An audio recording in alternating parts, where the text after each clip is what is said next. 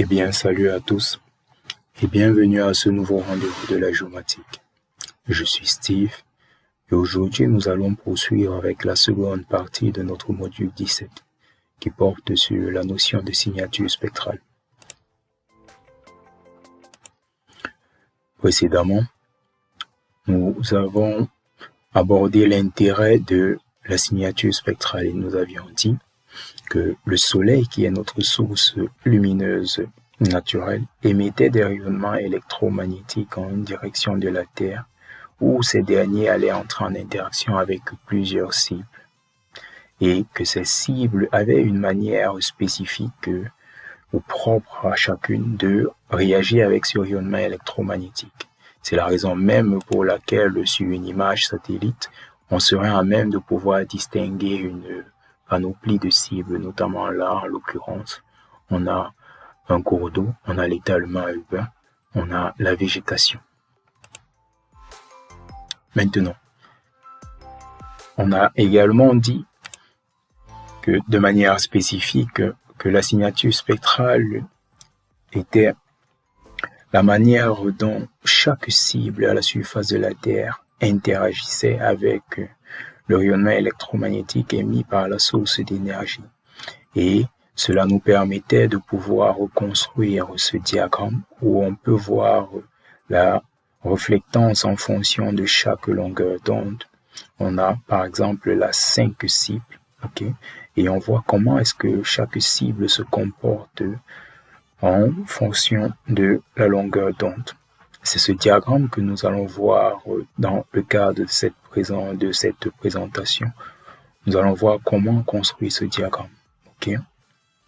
Alors, tout d'abord,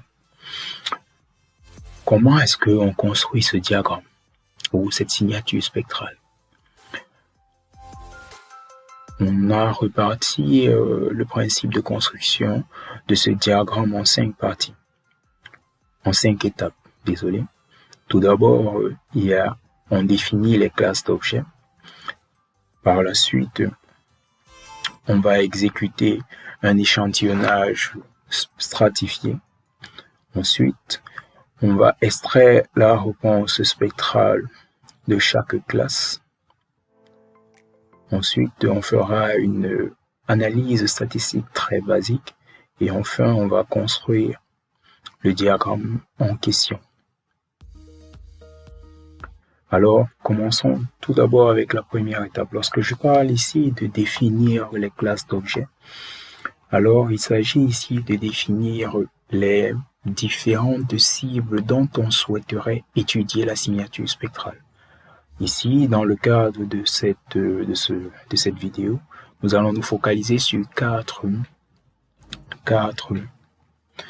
cibles principales. On aura la végétation, les bâtiments, l'eau et la route. Une fois que ces classes sont définies, on va aborder la seconde étape. Dans la seconde étape, il s'agira d'exécuter un échantillonnage stratifié. Lorsqu'on parle d'échantillonnage stratifié, il s'agit ici de créer en fait des points, pour lesquels des points en fonction en fait des différentes strates ou alors des classes d'objets. Alors pour cela, on va tout d'abord définir le nombre d'éléments, le nombre de points que l'on aura pour chaque classe d'objet. En l'occurrence, ici, on va utiliser 5 points pour ne pas prendre trop de temps.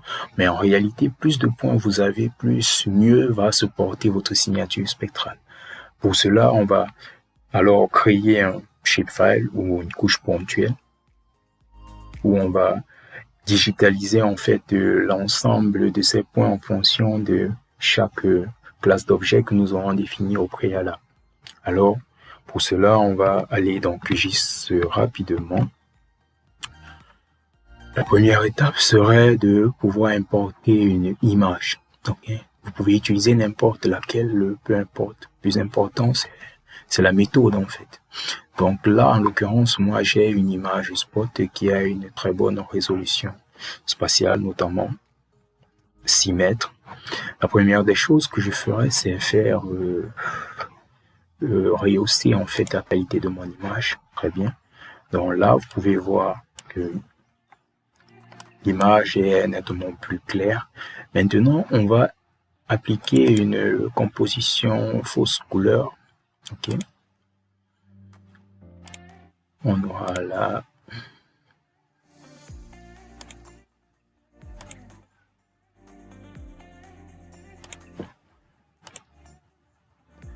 composition fausse couleur.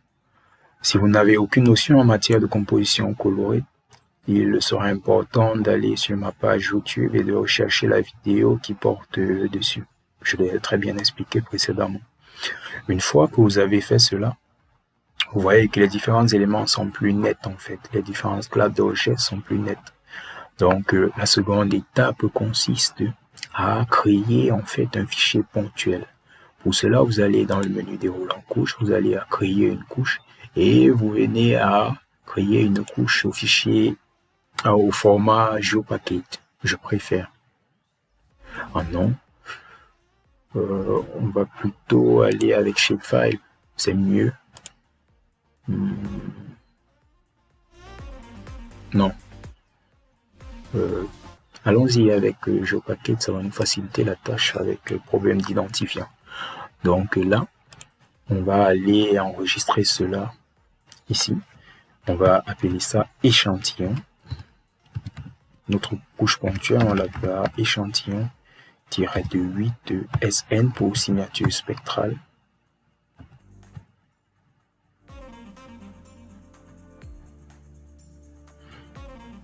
Ok. Une fois que c'est fait, on fait OK. On voit là que ici nous avons... Oh, on n'a pas défini le type de géométrie. Désolé, on va reprendre. On vient là dans menu déroulant couche. On va créer une couche GeoPackage. La géométrie, on va définir des points. Et là maintenant, on va donner un nom. On va toujours prendre échantillon, mais signature spectrale, on va mettre plutôt SS. Du coup, on se corrige en fait. Signature spectrale. On fait OK.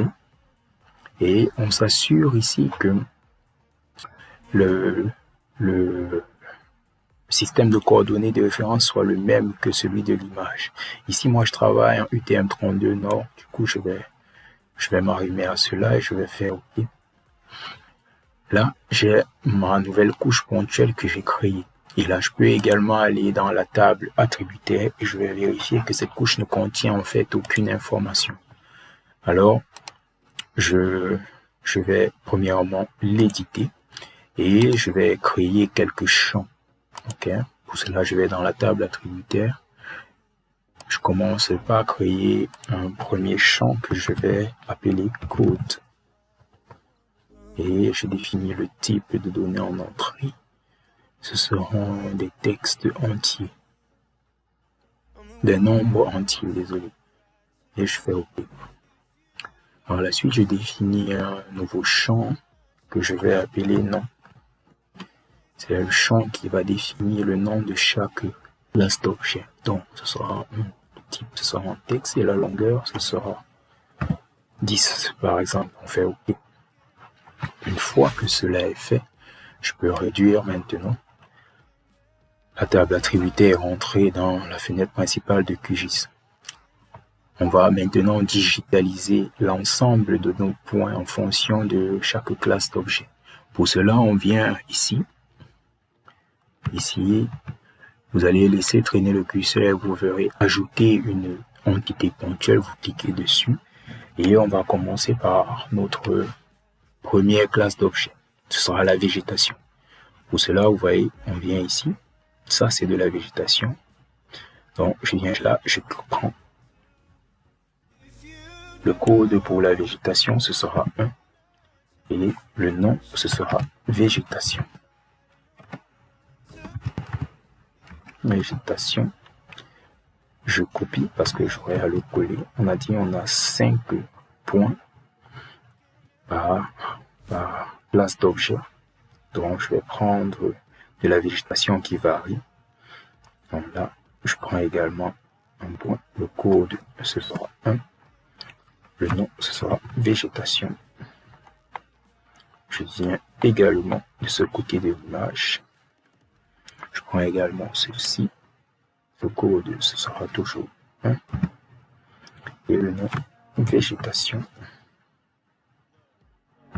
Ça en fait 3. Il en manque 2. Ça également, c'est de la végétation. Je mets toujours 1.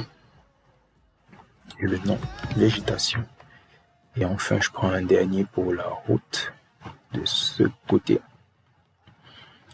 Là, le code, c'est toujours 1. Et je prends ici le nom pour végétation.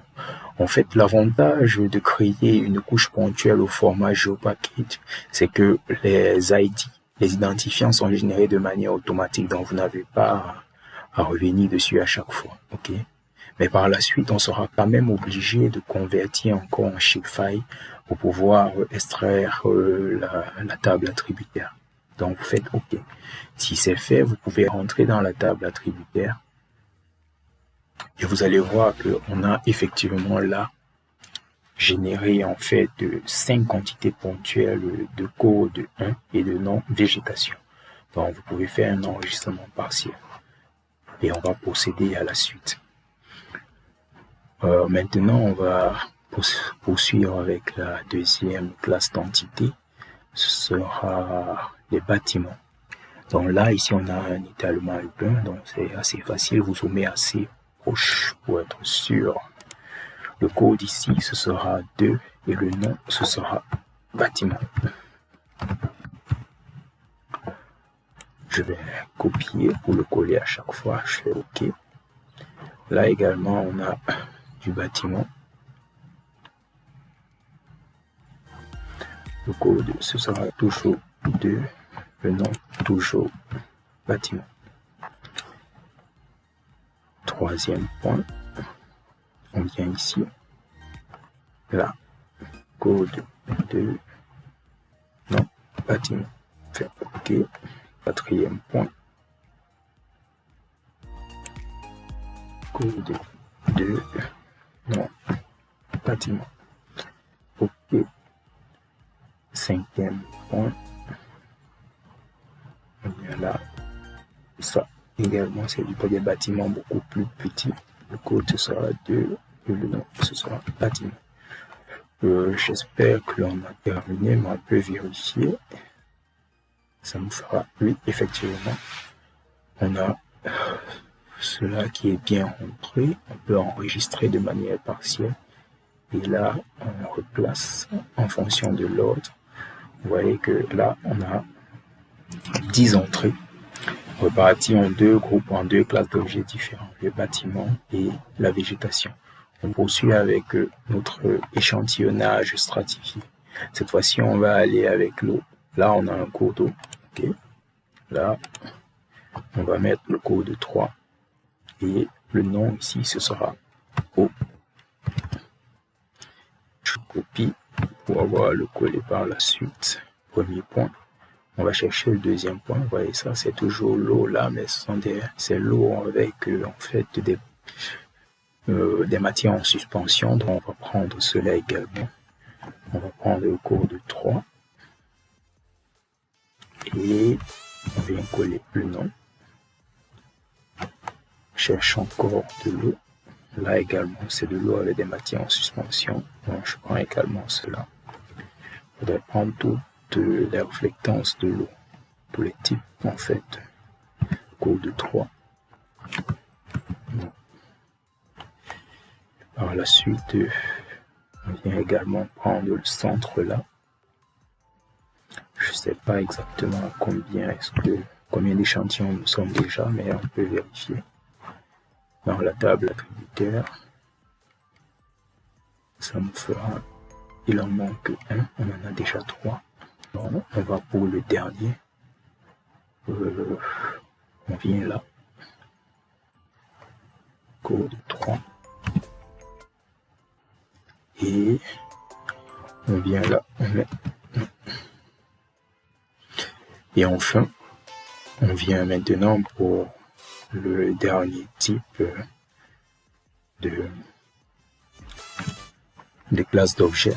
Là, nous avons en l'occurrence ici le tarmac de l'aéroport international de Douala. Donc, c'est une route. Donc, on prend un point là. Le code, ce sera 4. On vient là. Non, on va mettre route. Je copie. Pouvoir coller par la suite. Premier point. Là, on a également une route. Je prends un point.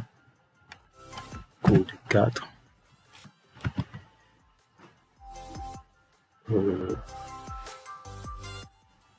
Code 4. Route. Je fais OK. Une autre route, c'est ceci. Ça également, c'est une route bitumée. Du coup, on met 4. Ça en fait 4. Un dernier. Une autre route.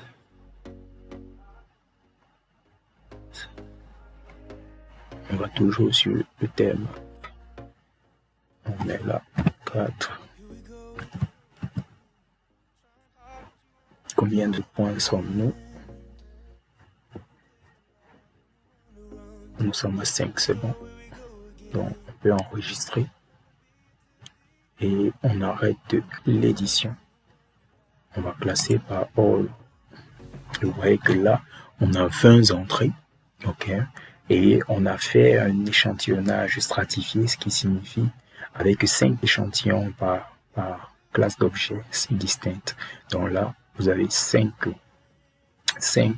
entrées pour la végétation, 5 entrées codant pour 2 pour le bâtiment, 5 entrées codant pour 3 pour l'eau et 5 entrées codant pour 4 pour la route. Une fois que cela est fait, maintenant nous pouvons venir là sur notre image et on va faire un rendu qui va nous donner un meilleur aperçu de ce que nous étions en train de faire. Pour cela, nous venons faire une catégorisation. On va catégoriser. On catégorise en fonction du champ nom. Et là, on va faire une classe. Maintenant, on fait OK. Vous voyez que chaque échantillon ici a une couleur spécifique en fonction de la classe pour laquelle, la classe d'objet pour laquelle il code. Donc pour les bâtiments, je vais choisir une autre couleur. Je vais prendre par exemple du rouge pour les bâtiments, que ce soit beaucoup plus visible. Je fais OK. Par la suite, pour l'eau, je vais prendre du bleu clair, bon, disons du cyan. Pour les routes, je vais prendre du blanc. Et enfin, pour la végétation, je vais prendre du vert ciel, que ce soit bien visible. Faites OK. Ouais. Donc, vous avez par exemple les bâtiments. Vous allez voir que chaque point correspondant à un bâtiment sera rouge. OK. Vous avez l'eau. Vous allez voir chaque point correspondant à cette classe d'objet eau sera en bleu. Les routes, chaque point correspondant à la route sera en blanc. Et enfin la végétation, chaque point correspondant à la végétation sera en vert. Okay. Venons d'effectuer là un échantillonnage stratifié et par la suite nous avons également mis en surplus, on a fait de la catégorisation. Bon, on va poursuivre la suite dans une autre partie, dans la troisième partie. Merci bien.